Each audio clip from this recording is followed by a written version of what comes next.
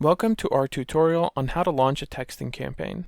In this video, I'll show you how to create and launch a new through text campaign. Whether you're sending out event reminders, rally invites, or general outreach messages, this step-by-step breakdown covers everything from setting campaign parameters to assigning senders, crafting messages, and creating recommended replies and surveys. Mission control, all systems are go for launch. Let's get texting. To start, you can click on Create a New Campaign from the ThruText dashboard, or click on Create New Campaign from the left sidebar within the ThruText section. There are 7 steps to create a campaign and launch it. In the first step, we will set the basic parameters of the campaign. First, you'll need to create a name for the campaign. Make sure you're using a good naming convention so that it's easy for you and your team to tell what your campaign is about. Let's name our campaign Bartlett Giving Day.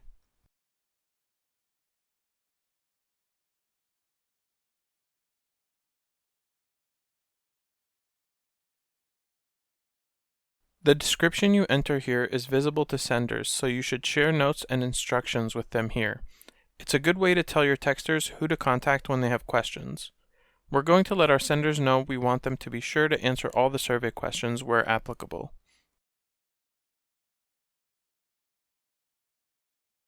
The start date and time will dictate when the initial message sending window opens, so let's set our start time to June 6th at 9 a.m.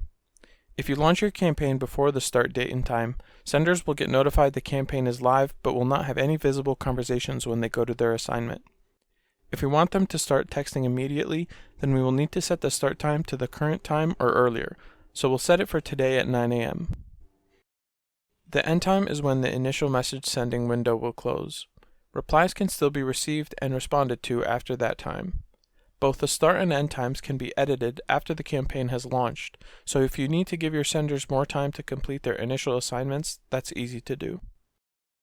After you've launched your campaign, the start time can only be edited to the current date and time or later.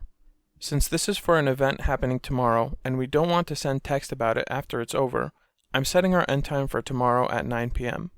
This will prevent initial messages from being sent after that. Now we are going to be texting contacts on the East Coast, so we'll set the time zone as US Eastern. The daily open and close times are when your senders can start sending texts each day, and when all outgoing texting will stop for the day. Let's leave our open and close time set to 9 a.m. and 9 p.m. Eastern. I'm going to add a tag of Giving Day to the campaign. Let's head to step 2 where you will target your campaign.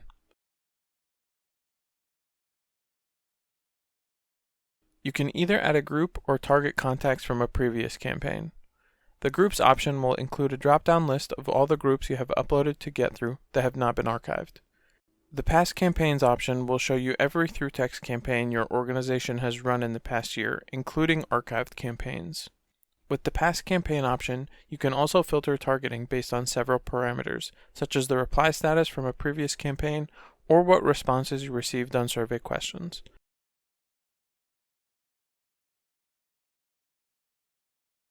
I'm going to select the group MA List.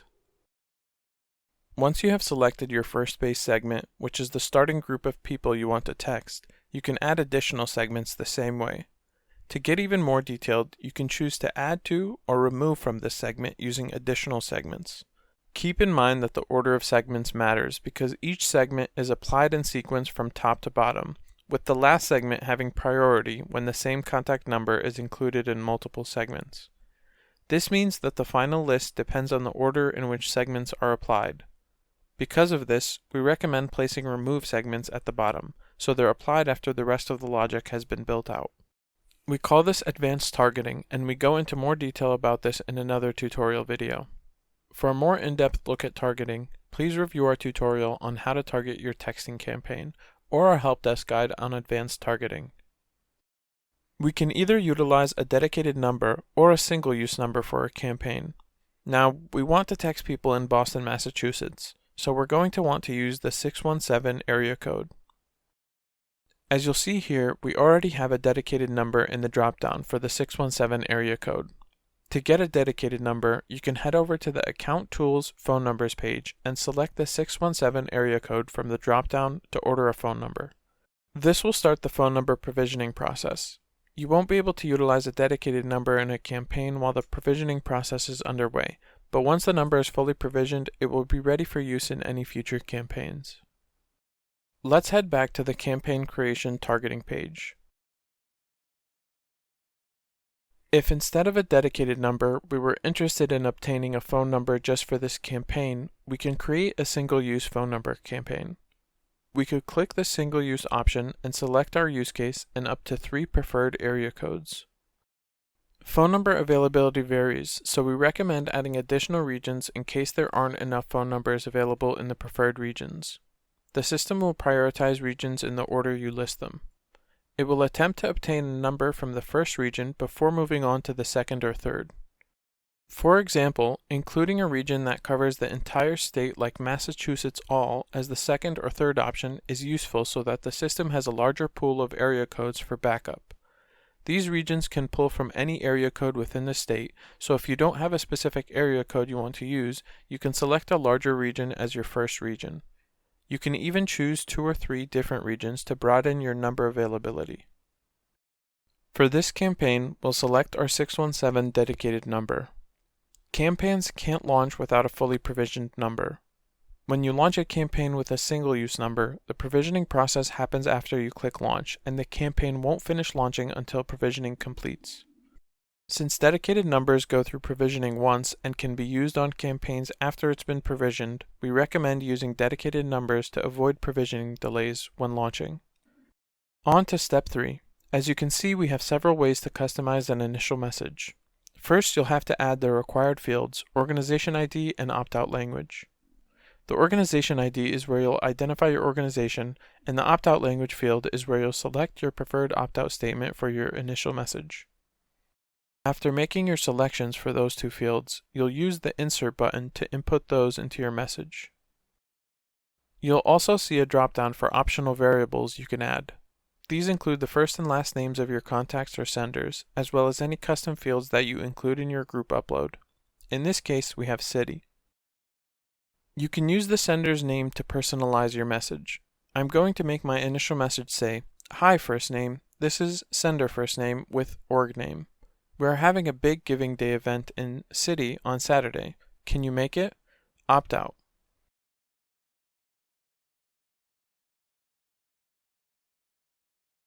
You can see in the preview box below that it shows what this message will look like with actual contact data from the group we uploaded, which helps you double check that you've mapped your information correctly. The initial message creator helps you avoid common texting mistakes by showing best practices for crafting an initial message. You'll see warnings if you use prohibited terms, include a shortened link in your initial message, or create a message that's too long. Check out our best practices guide for further details. Reminder that the segment and character counter won't be exact since the dynamic data in our custom fields can vary in length. Try to keep your initial message short and engaging to get a better response rate. You can also check out our help desk guide on text message segments for additional information on this. ThruText lets you add a trackable link to your message. A trackable link lets you see who clicked your link and how many clicks it got. It's branded to match your organization and has better deliverability than links generated using public link shorteners. For more details, please review our guide on trackable links. Messages will be sent as SMS by default, but you can also send MMS messages by adding media, such as an image, video, or PDF file. We'll add an image to this campaign. Before you can add media to an initial message to send MMS, you must first add media to the media library, and then submit sample media for your use case. For more information, check out our guides on managing your media library for MMS and adding sample MMS to a use case.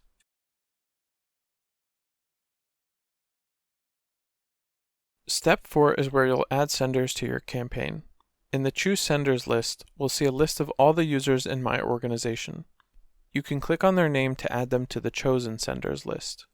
In this case, I'm going to make Heather the sender.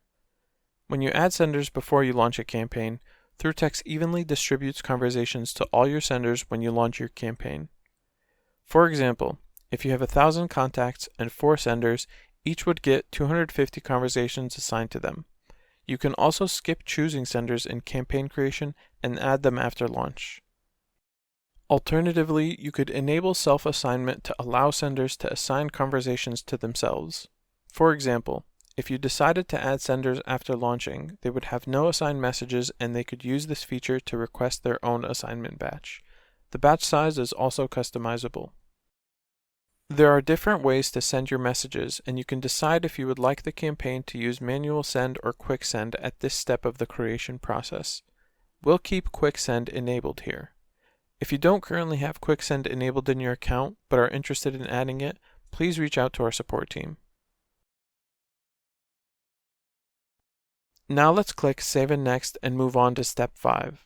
This step involves creating recommended replies.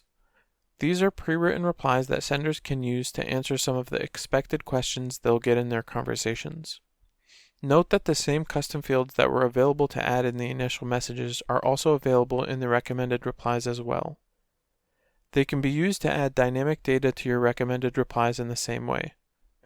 For example, we know that there will be people that say yes, so we should create a reply called will attend with, "Great, the rally is at 123 Main Street at 2 p.m. See you there."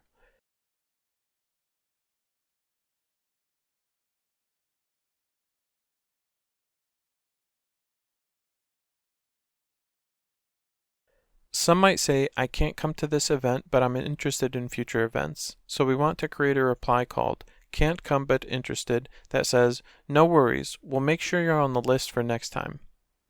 You can drag and drop replies to reorder them so that more common replies appear at the top. Changing the order here will change it within the admin messenger and user messenger. You can also add recommended replies to a campaign after it has been launched. Let's click Save and Next and move on to Step 6, Creating Survey Questions. There are 4 types of survey questions: yes/no questions, multiple choice questions where there are several answers but only one can be selected, checkbox questions which allows more than one answer, and freeform questions where senders can type in a freeform response. I'm going to create a question that asks if they are attending the rally as a multiple choice question, so our answers are going to be yes, no, and maybe. When you're creating responses, you can either input each response in its own field or use commas to separate responses in one field. Both options will create separate responses.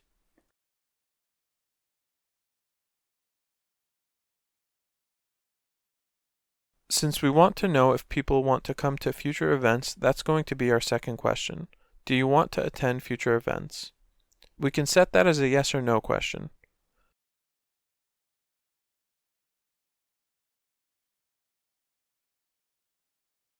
Our last question is, can we get your email address?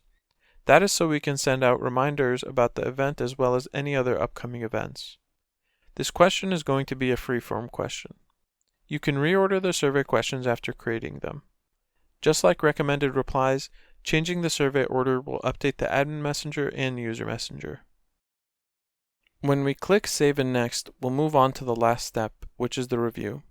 This is your chance to double check everything you set up in the previous steps. If you want to edit something, you can click on the step you want to edit and then return to the review page. Once you're certain everything looks good, you can scroll to the bottom to click Launch Campaign. If bulk send is enabled in your account, you can also use bulk send to send out your initial messages before launching the campaign. If you click bulk send now, your initial messages will immediately begin sending. Bulk send can only be used when using a dedicated number, and the current time is within the campaign start and open times. Please check out our guide on message sending types for more details, and reach out to support if you would like to have bulk send enabled in your account. For this example, we'll click Launch Campaign. You'll see the button text confirm the campaign has gone into a launching state. Once active, senders will receive a notification via email that they have an assignment. You can see the campaign is now in an active status. That means the email notifications have gone out and the conversations are queued up for the senders. And that is how you launch a campaign in GetThru Text. If you have any questions, please check out our Help Center or reach out to us at support.